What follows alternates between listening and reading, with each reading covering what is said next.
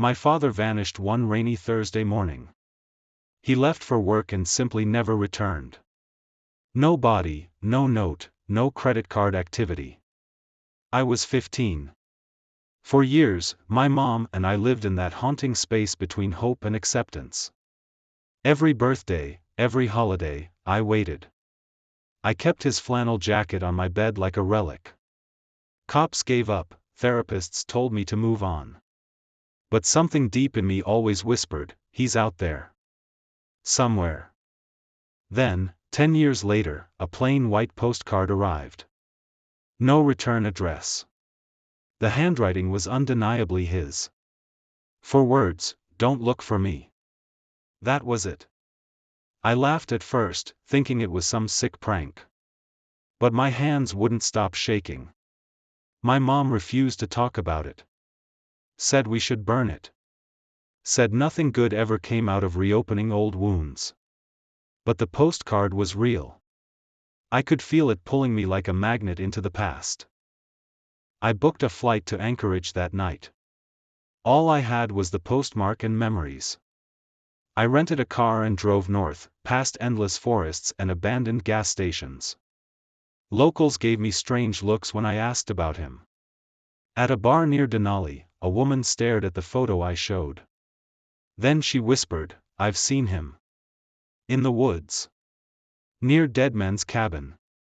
Her voice trembled. But don't go there. Of course, I went.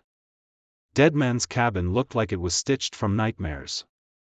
Rotting wood, broken windows, and a crow perched on the crooked chimney. I stepped inside, the floor creaking like bones. The walls were lined with journals, maps, and scribbled warnings. My father had lived here. Survived here. He'd written things that made no sense. They're watching from the trees, don't drink the river water, and, it's not really Alaska. I should have left then. But I stayed. At night, I heard them. Whispers outside the cabin. Scratching.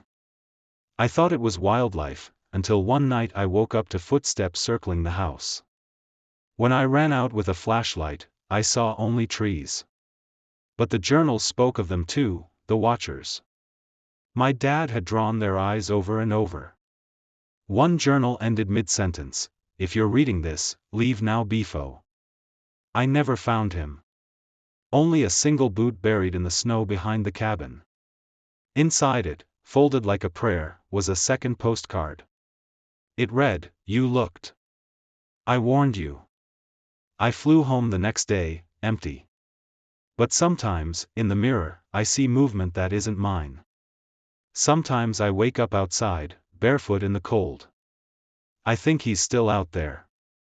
Or worse, I brought something back with me.